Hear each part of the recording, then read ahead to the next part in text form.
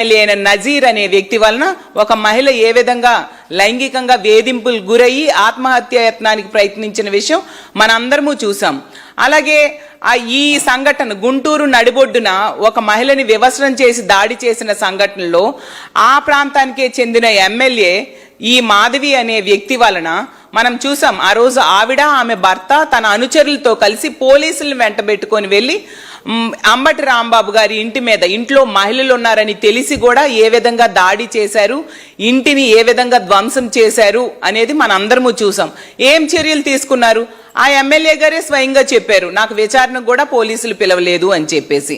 తిరిగి రివర్స్ లో అంబటి రాంబాబు గారి మీద కేసులు పెట్టిన పరిస్థితి.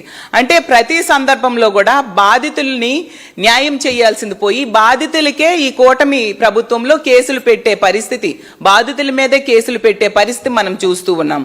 అలాగే కృష్ణా జిల్లా జడ్పీ చైర్పర్సన్ అయిన హారిక గారి మీద అలా మనం మీడియా సాక్షిగా దాడి జరిగితే తిరిగి తన భర్త మీద కేసు పెట్టారు తప్ప దాడి చేసిన వాళ్ళ మీద ఎటువంటి యాక్షన్ కూడా తీసుకొని పరిస్థితి మనం చూస్తూ ఉన్నాం. అలాగే కోనేటి ఆదిమూలం అనే టీడీపీ ఎమ్మెల్యే వలన ఒక మహిళ లైంగికంగా వేధింపులు గురే ఈ రాష్ట్రంలో ఆమెకి రక్షణ ఉండదని చెప్పి పక్క రాష్ట్రంలోకి వెళ్ళి ఆవిడ ప్రెస్ మీట్ పెట్టి చెప్తే ఏం చేశారు చంద్రబాబు నాయుడు గారు? సెటిల్మెంట్ చేశారు. అలాగే ఎన్నో సందర్భంలో కొలికపూడి శ్రీనివాస్ అనే ఎమ్మెల్యే వలన ఒక మహిళ విఆర్ఓ వేధింపులకు గురై ఆత్మహత్య యత్నానికి ప్రయత్నించిన పరిస్థితి. మరి అతని మీద ఏం చర్యలు తీసుకున్నారు? ఎటువంటి చర్యలు లేవు.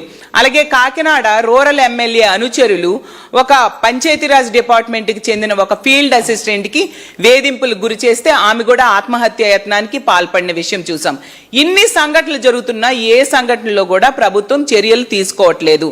దాన్ని చూసి వీళ్ళని ఆదర్శంగా తీసుకొని వాళ్ళ అనుచరులు కూడా మరింతగా విజృంభిస్తూ మహిళల మీద దాడులు, ఇప్పుడు పూర్తిగా తీసుకుంటే వివస్త్రలను చేసి కూడా దాడి చేసే పరిస్థితికి వీళ్ళు తెగబడుతూ ఉండే పరిస్థితి మనం చూస్తూ ఉన్నాం.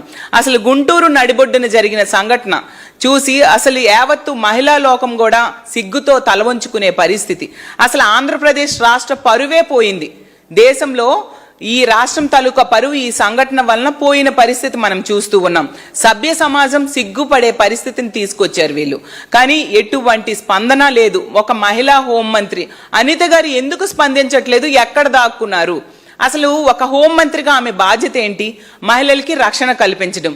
ఆ రక్షణని గాలి కొదిలేసి ఈ సంఘటన, ఇంత పెద్ద సంఘటన జరిగిన అసలు దేశం మొత్తం భయోందోళనకి ఆశ్చర్యానికి గురైన పరిస్థితి.